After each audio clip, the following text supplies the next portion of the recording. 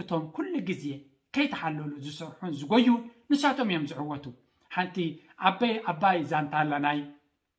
ኡዚየን ቦልት ሓደ ብርቱዕ ጎያያይ ናይ 100 ሜትሮ ዝነበረ ጃማይካዊ ዳርጋ ዝለዓለ ሬከርድ ናይ 100 ሜትሮ ዘለዎ እዩ ኣብ ሂወቱ 9 ግዜ 10 ግዜ ጎዩ ክንደይ ወርቂ መዳልያ ወሲዱ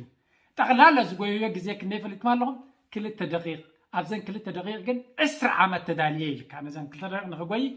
10 ዓመት ተቐሪበሉ ኢልካ ሓንቲ ኦሎምፒክስ መዳልያ ንኽትወስድ ብውሕዱ 4 ዓመት ከይደቀስካ ክደክም ኣለካ እታ ጉያ ንሓንቲ ሰዓት ንሓንቲ ደቂቕ ን9 ሰከንድ ንኡዚያን ቦልት እያ ነይራ ነዚኣ ንኽገብር ግን 4 ዓመት ክዳሉ ነይርዎ ከምኡ ድማ 3 ግዜ ስለ ዝገበረ 12 ዓመት ቅድሚኡ ድማ ናብቲ ኦሎምፒክ ንኽምረፅ ክንደይ ዓመታት ደኺሙ እንታይ ንማለት እዩ እቲ ትሪእዎ ዘለኹም ዓውታት ሰባት ኩሉ ግዜ ብቐሊሉ ዝመፁ ይመስለኩም ኣነ ሓደ ካብቲ ቀፃሊ ቪድዮ ዝገብረልኩም ስለምንታይ ይመስለኩም ምኽንያቱ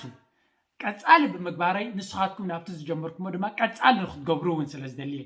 ኣነ ዝጀመርኩ ኣይገድፍኒ ሓደ ካብቲ ምስጢር ናይ ዓወተይ በሊሕ ስለ ዝኾንኩ ወይ ፍልጠት ስለ ዘለኒ ይኮነን ምናልባት ንሶም ሓገዝቲ ክኾኑ ይኽእሉ እዮም እቲ ቀንዲ ምስጢር ናይ ዓወት ናይ ወዲ ሰብ ንኣነ ዝኣምነሉ ዲስፕሊን ንዝጀመርካዮ መዓልታዊ ክትደኽመሉን መዓልታዊ ክሰርሓሉን ናብ ዝለዓለ ደረጃ ክሳብ ዝበፅሕ ድማ ዘይምቁራፅ እዚያ እታ ምስጢር ናይ ዓወት ኢለ ዝኣምና